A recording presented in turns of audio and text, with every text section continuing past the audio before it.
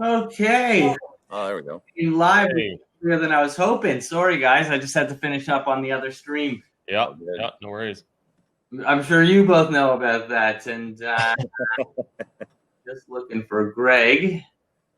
Cool. Joining us. He's the last member.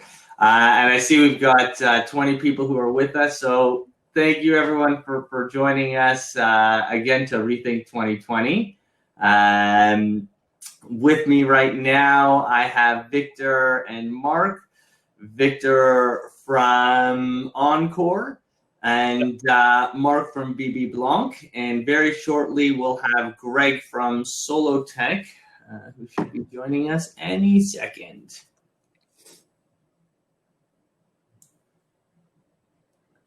And if someone from my team is watching, if you can go ahead and find Greg in the people section and just get a message over to him to come over and join us. But in the meantime, there's no reason not to start, and great setups behind you guys, making me look silly. And I remember, Victor, us having the conversation before. You're like, yep, I'm definitely going to up my game for the time. And and Mark, I see is that a virtual background behiund you? No, that's our event stage in the Studio A. It's beautiful. That is beautiful. Thank you. So it shows you what you can do. So as soon as Greg joins us, we'll hop in, but I'll give him a couple more minutes, and worst case scenario, he'll join us midstream. But in the meantime, I guess it's a good chance for you guys to introduce yourself to the audience. We've got 24 people watching us. Victor, why don't we start with you? Sure. Victor Pon. I'm the Director of Digital Sales and Innovation with Encore and our group of companies here in Canada. I've been with Encore trailing back through different iterations of the company for 18 years now, through so a long journey, but I've been involved in the digital side of that and sales side of that for most of my tenure here now. So been a crazy journey, and the beginning of this last little stretch that we've had was an exciting time for all of us in the digital side of things. So it's been a neat process, but yeah, happy to be here and happy to share what insights I can share with everyone. Excellent. And Mark?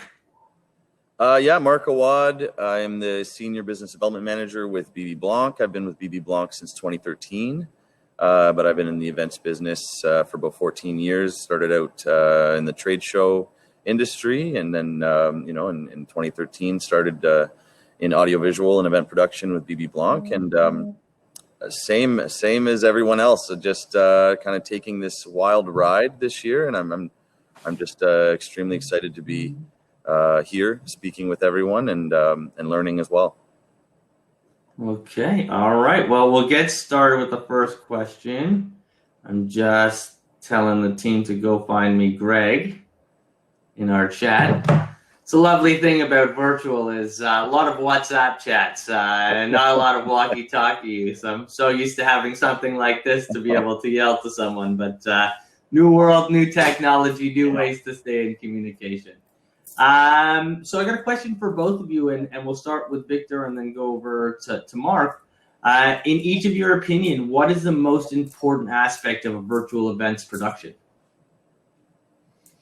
I would say right now, creative production is something I think we're all starving for in the events industry. I mean, we've done a lot of the, and to looking at Mark's, stage behind him too, the idea of getting that production level back and the presentation stages and keeping attendees engaged visually is key. I mean, having that ability to shift to different styles of whether that's staging environments, camera shots, making it just an engaging viewing experience. And I think one of the things we saw last night, and I had my fingers crossed it would go really well, was the Emmys. I think did a great job with that. I got to give a nod to the way that was produced. I love the kind of faux audience thing at the beginning and how that trailed into then the use of different spaces when presenters came out or to give away an award.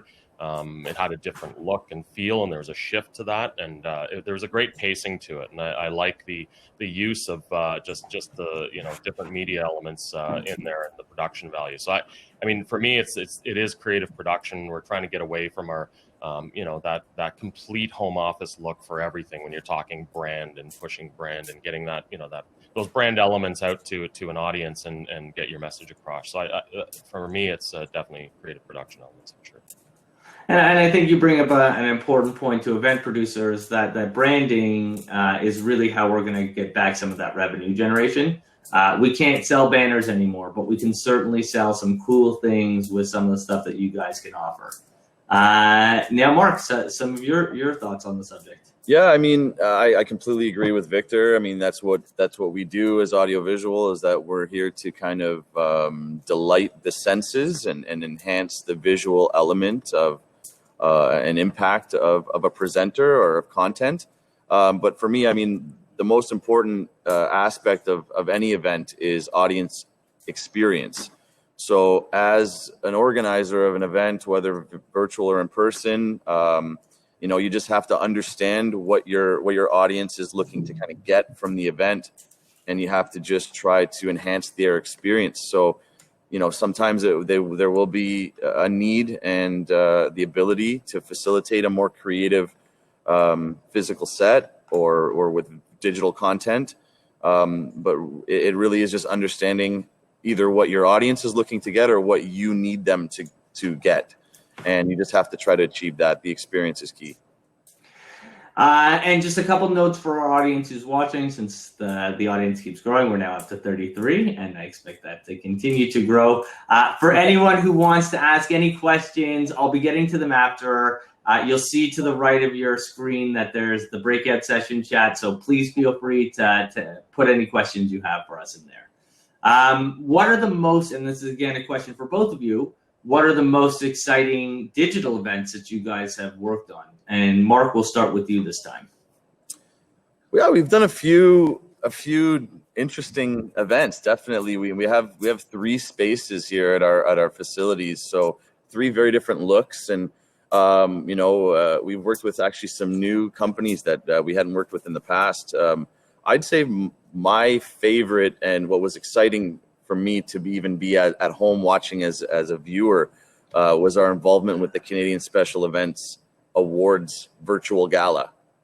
Similar to the Emmys, it was nationwide. It was an event put on by the event industry, celebrating and recognizing the achievements of the event industry. And I think it came at a time when we were all again in different places, mainly dark places. I know myself, it was just bad news after bad news. So for us to be able to, there was a risk involved too. So that kind of made it exciting, is that we really had to showcase what we did, and we had to put on a great show for our people. And I think it was a great evening of celebration. I think it was gave everyone a sense of hope that, hey, we can still have fun with virtual events. I've never attended a virtual awards gala myself, so to be an attendee at home watching, and it was hosted here on our stage, and we had a mix of live elements and pre-recorded elements. We had live entertainment, which is a huge thing for the event experience and being in person watching an artist perform.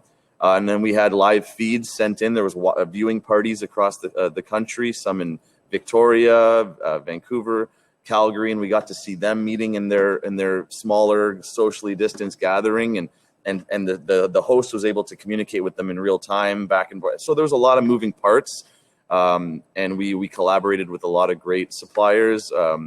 Trish Knox was the producer, and you had Janice Cardinale from Idea Hunter, and you had Live Media and Slide Pusher. And we were all just working together in a very, very, very tight timeline.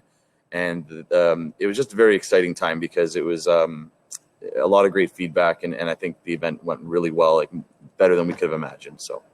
Oh, I attended the event. I know it went well. I was there taking pictures in the virtual photo booth, watching the videos from the mixologist. It was very well done. I know you guys had really tight timelines. Yeah. I think you bring up 2 very important points there. Your first point is when you talk about how people were able to interact from Victoria and Halifax and all over the country.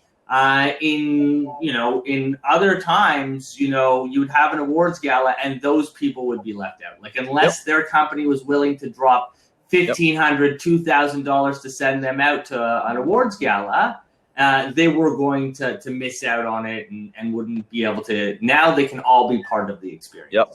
So that's the first thing. And then the second thing is how many moving parts there are to these virtual events. And I think a lot of people and a lot of event producers and a lot of planners out there who haven't really dug in or done one of these things aren't realizing what's happening, because you don't have the line of sight that you would for a normal live event, right? Like, you can see that stage screwed up back there. You really have to have a great team to support you and make sure everything's going well. That's why I'm so glad that both of you are here to talk about this, because this is really going to be important for this business moving forward. So, Victor, sorry for taking so long to get to you. Now your part.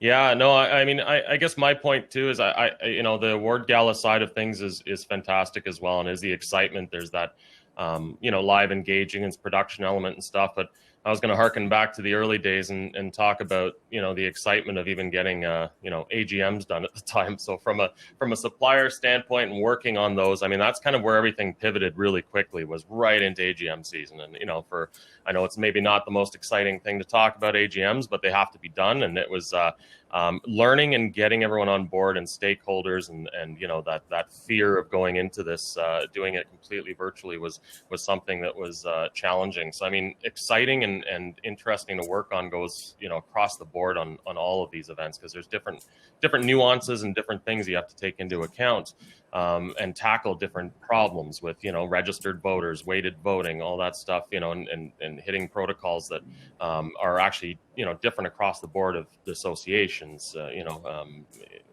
finance, everywhere. So AGMs are a tricky, fun thing. And it was when you get large groups of people online and effectively delivering and being able to bring voting to the forefront. And it was hey, it's exciting for us to deliver on that stuff. And all of this stuff is fantastic. But everything's exciting right now.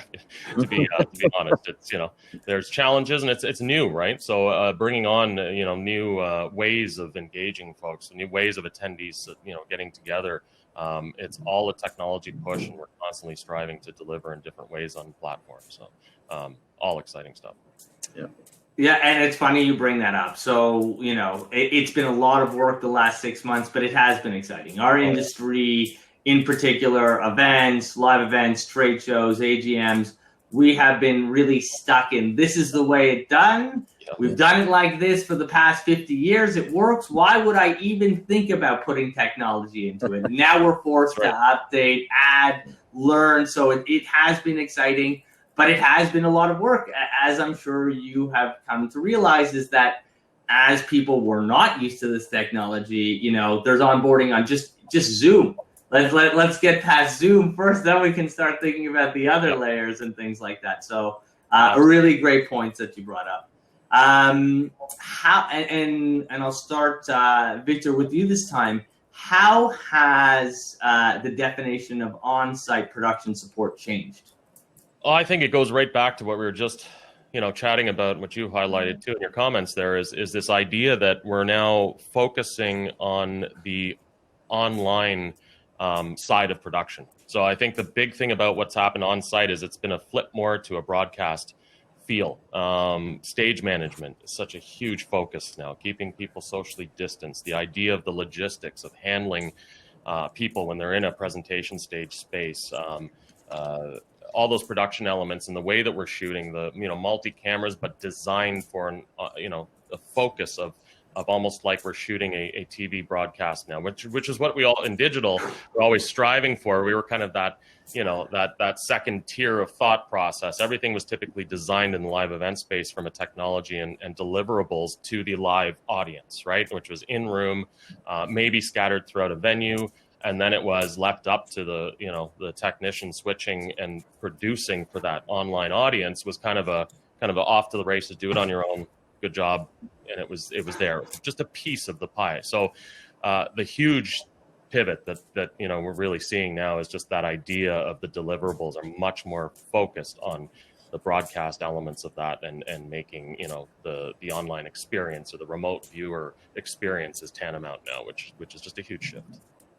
Yeah, and I find, as an event producer myself, I used to say to my tech, and production team, just make it happen. Like, stop telling me what I need to do. Just make it happen. Tell me the budget. We'll go from there. These days, you have to have a lot more integration. So, where in years past, it used to be that the production team was sort of an afterthought. I got to worry about my decor. I got to worry about you guys are after. Now it's like you guys are first and foremost. I'm going to need you throughout.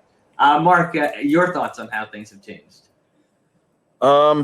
Yeah, the support aspect of on-site support hasn't changed. I feel like our clients and our industry has needed the technical support and just overall support from us more so than ever.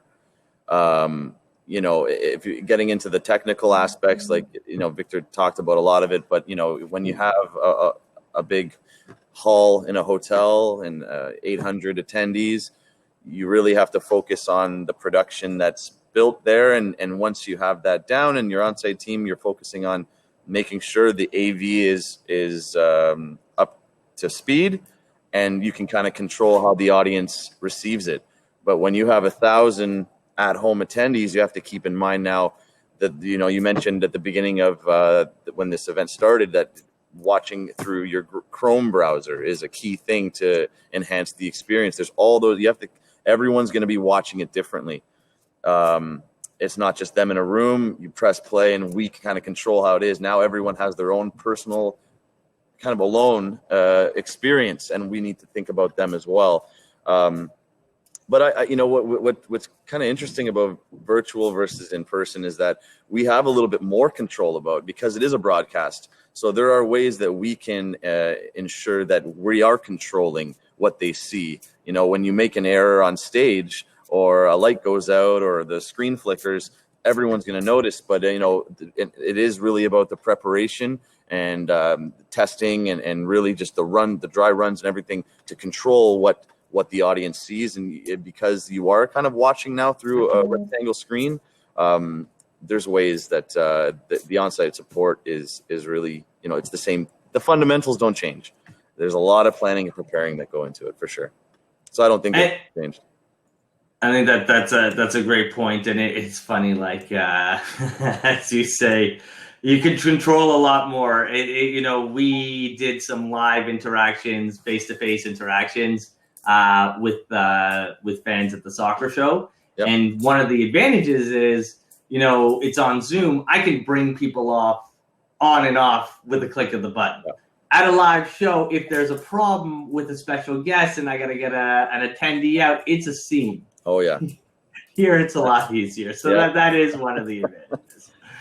What are some of the new budget considerations? Mark, starting with you. That's a tough one. I don't want to frighten anybody. One of the, it's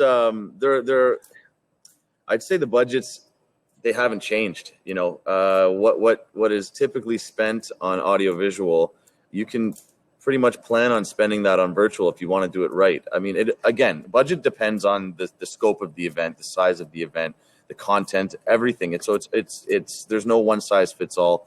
But there are certain things that you may need to implement in a virtual that just wasn't there before. So let's talk about just virtual. With the ever-changing kind of landscape of gatherings and restrictions and the potential of a new shutdown, one of the things that we've been suggesting to our clients is just pre-recording the entire event. So if you're going to do your rehearsal a day before, the day of, or a couple days before, why not come in a month before and do your rehearsals and record it, so that if there were a complete lockdown and your presenters can't even come to our studio, because we're not allowed to have more than 10 people in a room, and you've got 8 of us, which are the techs, you can run that pre-recorded content on the day that the show goes live, and it still has that flow. One of the key things for when we scale back up to hybrid events is, and we haven't experienced this yet, but what I can imagine is that you're not going to be able to fit as many people in a room as before because of social distancing. So there's going to be a need possibly for video feed and content feed from room to room. You might have to spread out your main keynote or your plenaries across multiple rooms, which means now you're running audio visual throughout multiple rooms, which means more gear, more time, more technology. So there are those things to consider. And again, a basic webinar or webcast can be done effectively without the bells and whistles. But if you are going to be using a live stage or a studio, the same amount of time goes into setting it up at a hotel or convention center, or setting it up, luckily a lot of us in the AV world have our set stages now that we've set up as a studio, so that you're minimizing the delivery and the setup and things like that. But the amount of time, a lot of it now is just pre-production and project management and things like that. So I would budget the same, if not a little bit more. Yeah. And Victor? Yeah, I mean, I'm going to echo, I think, what Mark was discussing there, is that, what we're seeing is an uptick sometimes in budget. I mean, especially when you get back into the hybrid, events. We've done a few small hybrid style events, and you can't have that many people in a single room. So it's spreading out is a thing.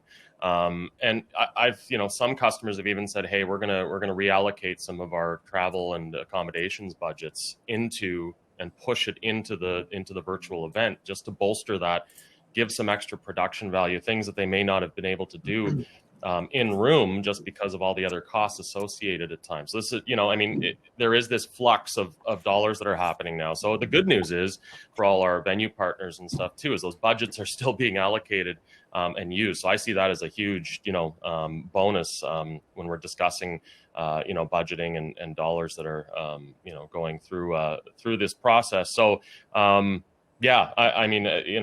at it as something where it's going to either be on to what you've in the live event space, and look at virtual to get into exhibit. Oh, and we've lost Craig. He'll be back with us very shortly, Victor. But you made some very good points before you lost, and just when you do refresh, just click share audio and video, and I'll bring you back up on stage with us.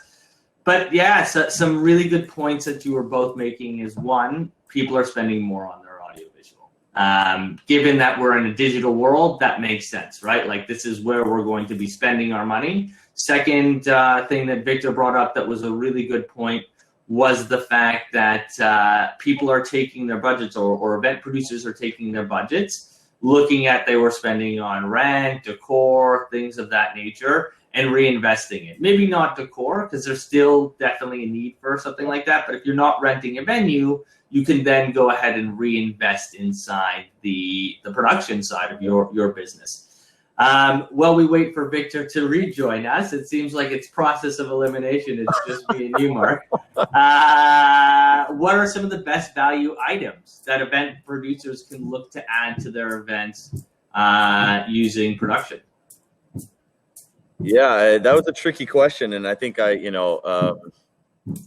what are some of the value adds that producers can add? So I think just the ability to have pre-recorded content, to be able to,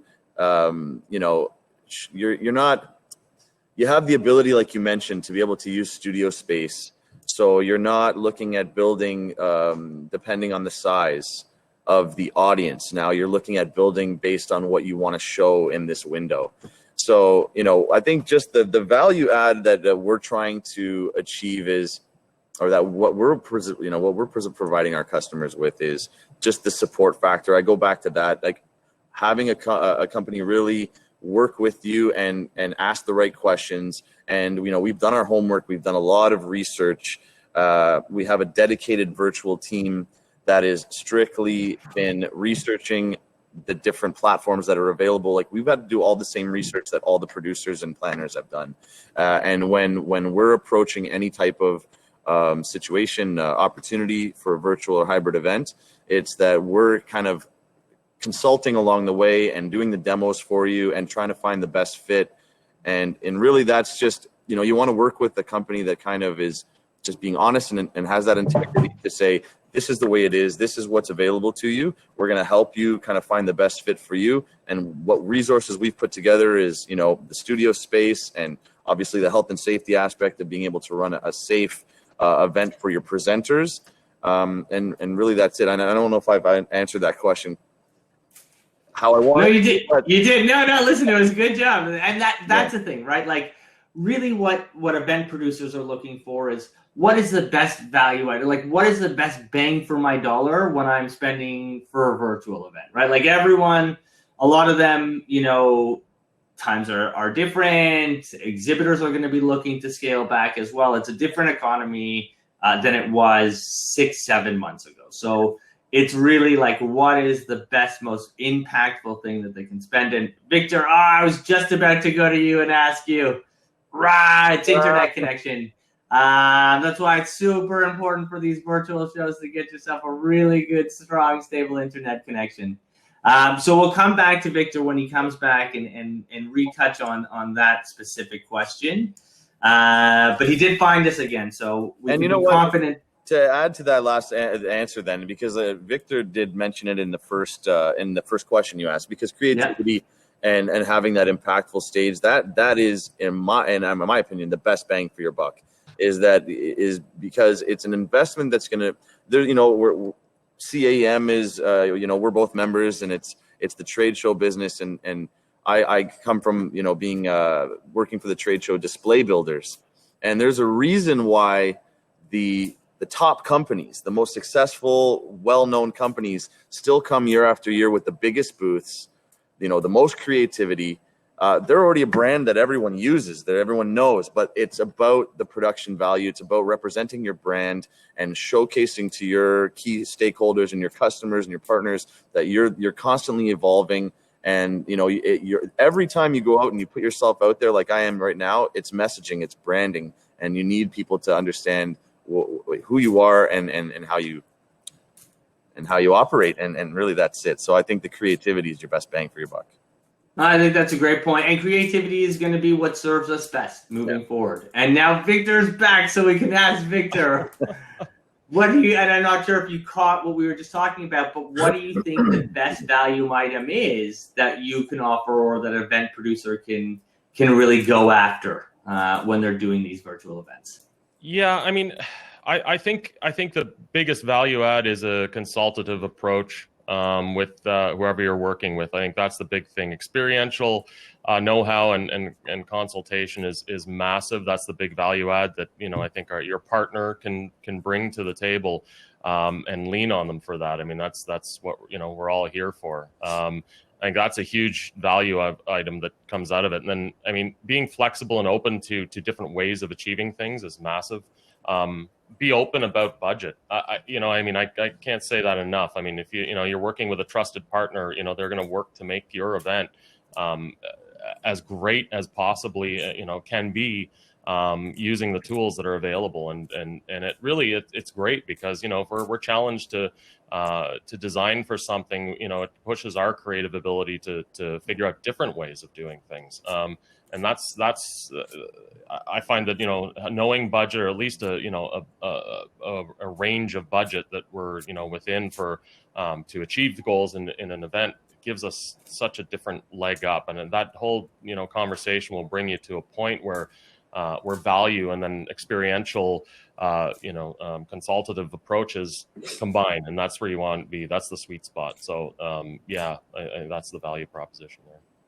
And I like that. Listen, it goes back to the we're in this together. You know, your suppliers are your partners, and they're experts in what they do, and that's why you've reached out to them. So trust them when they're telling you certain things. Totally. What are some of the newest developments within your organization you are most proud to share? Victor, we'll start with you because we missed you for so long and we were leaning on Mark. Yeah. Thanks, Mark. That was great. No, I mean, the stuff I'm proud of is just the way that the team, I think you can go from early days till now. Early days, there was a huge pivot to figure out how to do things, how to move things forward. And that was, stressful and exciting times.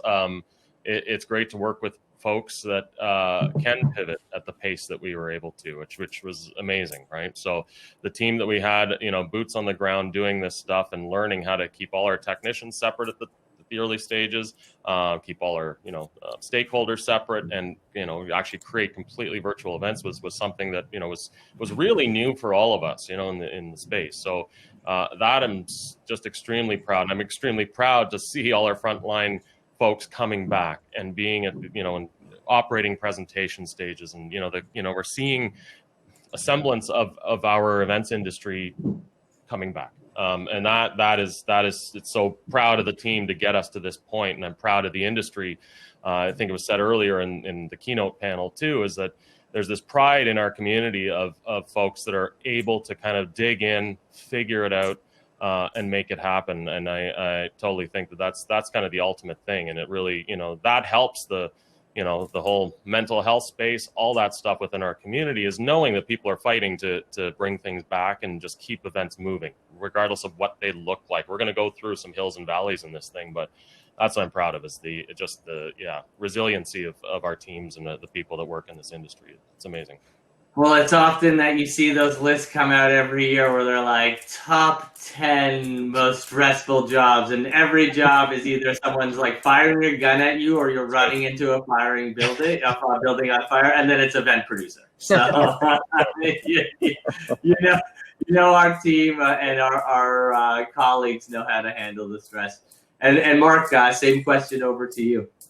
I couldn't agree more with Victor. He just the way that we were able to just really buckle down and just work as hard as possible to help and support our industry and our customers and our clients. And to the pivot was it was interesting because I feel like some people became instant virtual experts.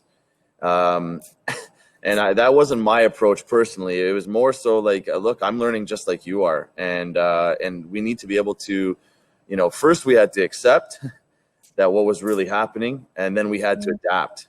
And then we need to evolve. So things are going to, there was more, we had that, like I mentioned prior, is that we had a team that we put dedicated to learning the event platform. We had the streaming technology. We were very quickly able to turn some of our space into event stages and studios. But it was really just going out there and learning more and more about the best possible practices and how to utilize these different platforms and what works to answer your question. And I've been kind of deciding whether I should mention something yet, but one of the biggest things coming up for us is that we are in the development stage right now of launching our own BB Blanc virtual platform. So that is very exciting. Our goal is to launch in early October, but stay tuned for that. And just the reason being is that this isn't going anywhere. Even moving forward, there's always going to be a virtual element. I think that we're seeing the benefits as opposed to wanting to get back to in person as quickly as possible. But there is an outreach, like mentioned even in the earlier panel too. You're able to really broaden your global reach when having that virtual element. So we feel that from all the research we've done with all the platforms, we really wanted to develop something that checks all the possible boxes from everything we've learned, all the asks from all the creative producers. Some of these platforms have been developed years ago and they work a certain way. But once you have, an industry full of creative people, just the box isn't going to do it. We need to start expanding that box and thinking way outside. So, and that's very exciting for us to join the crew of now virtual platform owners. Well, congratulations on the announcement. I'm happy that we did it on Rethink 2020. So that's right awesome. Here on Rethink 2020. This is awesome. And you made some really, really great points. Is we're all learning. Yeah. This is brand new. No one was a digital event expert The only person I saw with the DES certification was Carly from Redstone Agency. She's literally the only one I saw with that certification. You know what? I wouldn't be honest if I couldn't give a shout out to Mahogany Jones too. Anyone who knows Mahogany, she approached me. We know each other through the industry. She approached me a couple of years ago asking about virtual events. I thought she was out to lunch. I was like, I don't want to do that. We're in the. So kudos to her. If you do want to speak to a true expert, she should be on the top of your list for sure. And I do follow her on LinkedIn. So Mahogany has been very active since this came down. There's a few people I follow, Mahogany, and I follow Julia Solaris as well from Event Manager's blog, which have also been just very influential and thought leaders in the subject. Yeah, and I mean that with the most respect, out to lunch. I don't mean that she's crazy. I just mean that. Listen, when I asked if we could stream Power Education Day in 2019, everyone at CEM thought we were crazy. Yeah, so here we are a year later, and things are totally different. But I think again, this is here to stay. Whether it's in live, in virtual, in a hybrid, there is going to be a need to add these digital elements, and I'd love to see. I'm loving to see the innovation on the side of the production. I'd love to see some innovation and some changes on the facility side to really incorporate high speed internet access for free. Mm-hmm. For the guests, something really reasonable for the exhibitors, because that is going to be super important to adding these layers, whether it's augmented reality or different things that we're going to be doing as event producers when we go back to the hybrid style. I do have to cut us shorter than I wanted to, actually, so I'm going to ask one more question. This was awesome, so thank you so much, guys. Thank you. What do you see as the next big thing in the virtual event space? And sorry, I should have said, Victor, I'll start with you. Okay. No, I got so excited, I didn't even ask who to answer first. What's the next big thing? I'd love to say that it's going to be, I think a couple of years ago, we were all excited about this whole idea of virtual. And when I say virtual, I mean virtual reality. So this is idea of us being, and I think right when we hit this thing in March too, there's a lot of discussion. Folks just flocked saying, hey, we'd like to do avatars, space, 3D walkthrough, exhibit booths. And it was like, whoa, okay. Like we all want that, but it's something that's going to take a while to onboard. I think the reality of all those types of things are going to be, it's going to be a bit. It's going to take a while until we get, proper gear to everybody out there. It's we're trying to make events inclusive. So inclusivity, I think, is the biggest forward thing. It's not necessarily tech.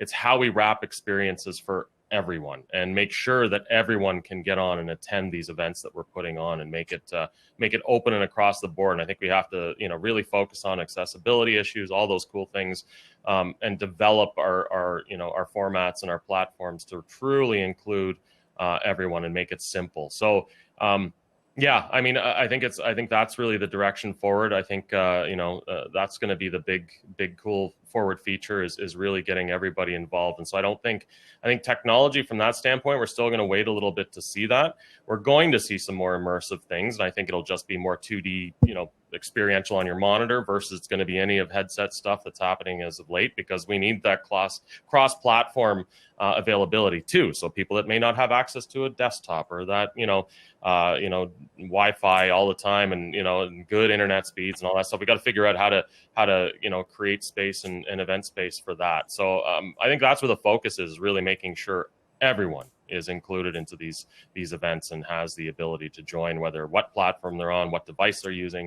It has to be agnostic, for the most part. So there's going to be some great things coming out, but it's going to be, again, very niche experiential stuff for a few in the beginning, but that's how these things work. So I'm being a little bit guarded on where I think everything's going to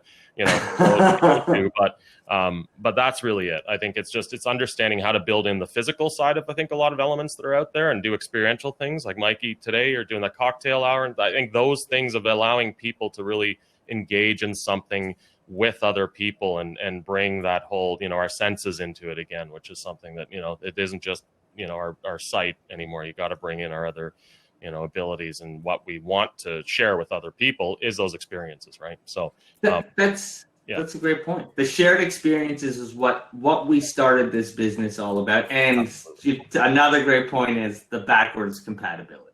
So understanding that not everyone has the newest computer, very few people have an Oculus Rift that they can just hook up to their system, and I don't think people understand, if you're a gamer and you play Call of Duty Warzone, right?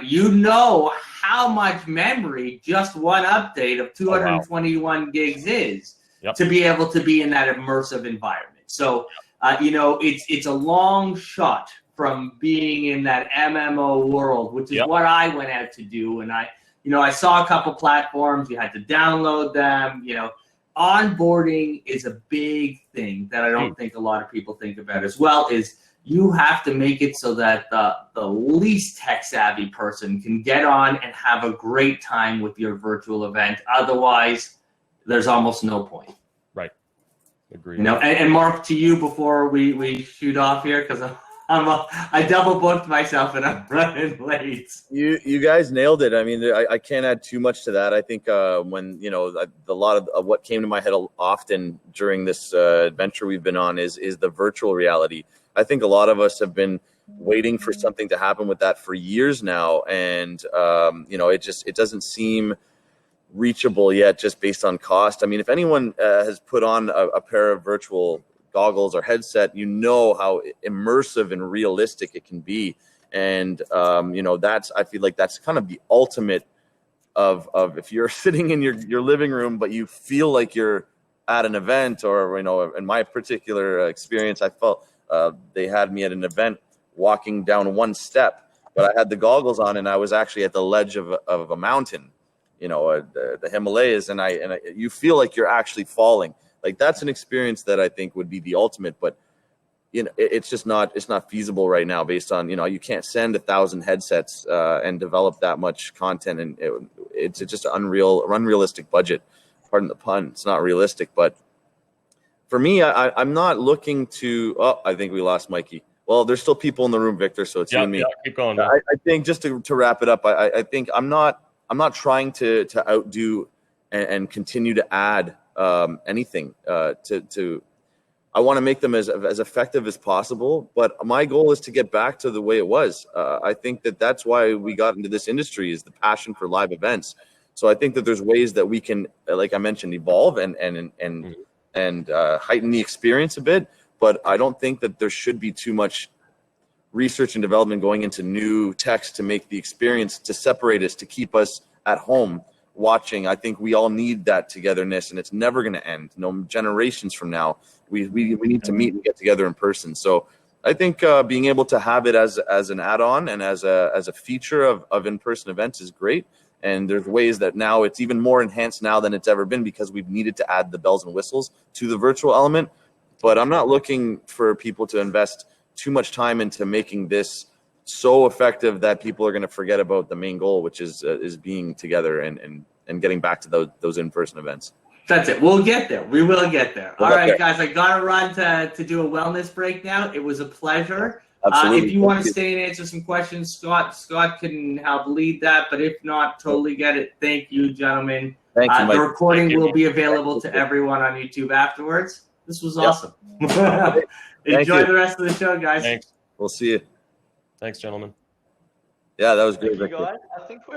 I think we are all good. If there was anything else that you guys wanted to add, anything you wanted to plug before we go, the floor is yours. I'm just keeping an eye on the chat to see if there's any questions that pop through. But it was a very educational session. It was really great. I think we both have booths, so I don't know to speak to you, Victor, but you can ask us here. But definitely go visit our booths, and we have teams manning our booths, and happy to answer any questions you have. And Yeah, Absolutely. we'll probably be And popping to- in there too, so we can Yeah. field some questions there and get a little more conversational. Absolutely. Yeah. Absolutely. Perfect. And for everyone that's watching and wondering where those booths are, it's on the left-hand side of your screen there. Click on suppliers, and that gives the list of booths there, so you can go and see the guys in their booth and ask questions that way. But yeah, Mark and Victor, thank you very much for your time, and enjoy the rest of the event. Thanks, Scott. Thanks, Victor. This was Hey, fun. thanks, Mark. Cheers. Thanks, everyone. Guys. I'm just gonna wait anyways.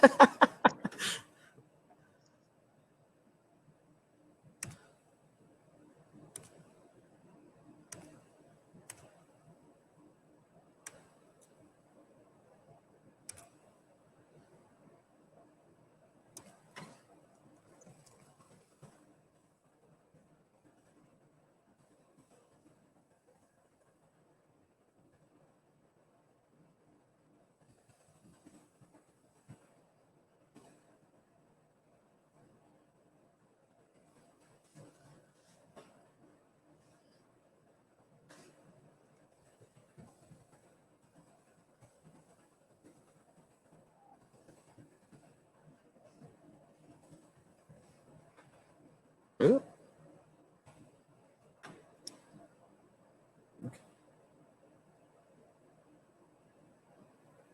Alrighty.